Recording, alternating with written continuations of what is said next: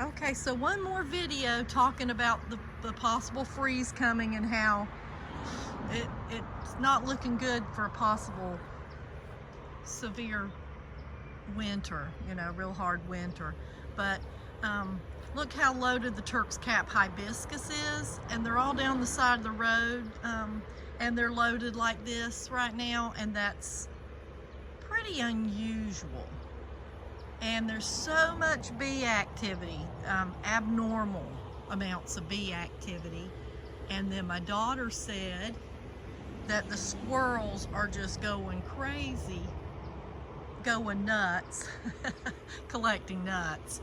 So I don't know if that's possibly a sign that we may have a bad winter ahead of us.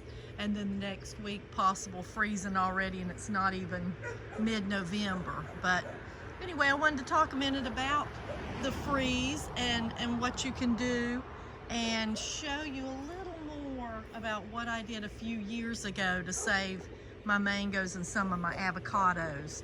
But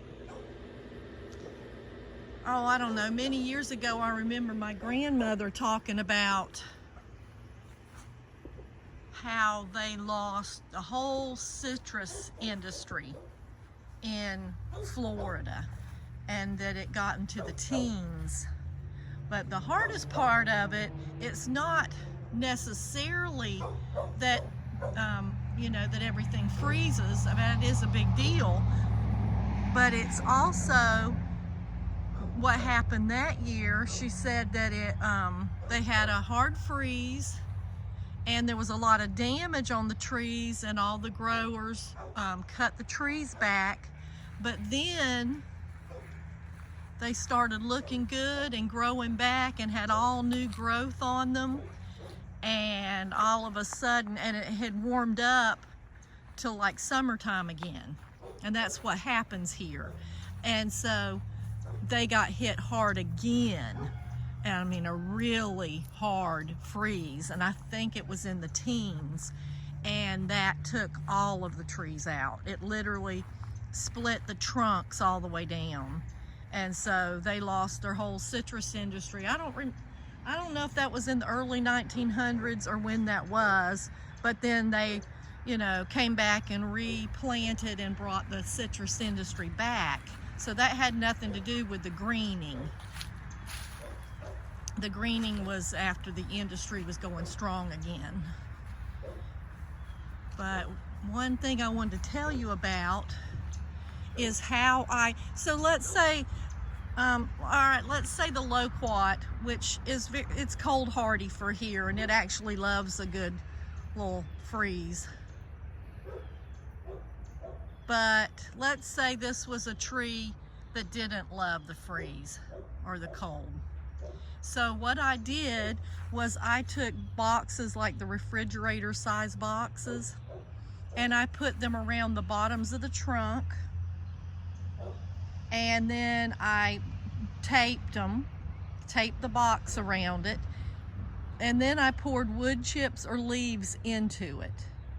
So even if I lost, you know, down to 5 feet, at least I didn't lose my whole tree, and I didn't lose below the graft. So, you know, that's something you can do with your trees. You may lose all of the top of it, but if you will wrap the trunk, I've even wrapped wool blankets around the trunks and tied them around.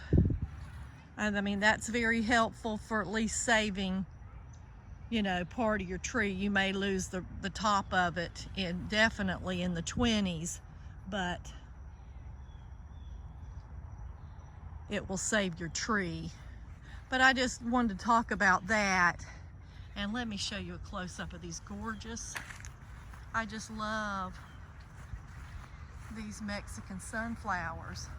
And look at that bumble. Aren't they pretty? They're chop and drops, but I don't chop and drop them. I'm going to. I really am. I'm going to. Love it, love it. So beautiful. They're just all over and just loaded in pretty blooms. And then some of my weeds are as tall as my little trees, which is a good thing now. It's not a good thing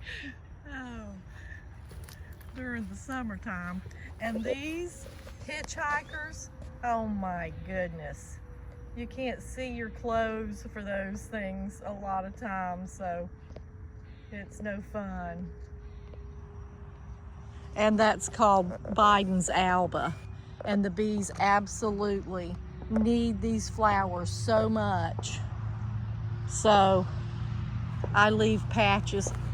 Oh, forget that. I don't leave them for the bees. That's hilarious. I leave them because I'm too tired to mow this whole thing. That's it. Nothing to do with the bees, although I'm happy for the bees to love them. And let's see. There's my mangoes back there. There's one of my mango trees. It's probably, 12 feet tall or so. And then here's my other mango. Beautiful, looking beautiful. And that is coconut cream and lemon meringue. This one's lemon meringue. And it's delicious. Absolutely delicious.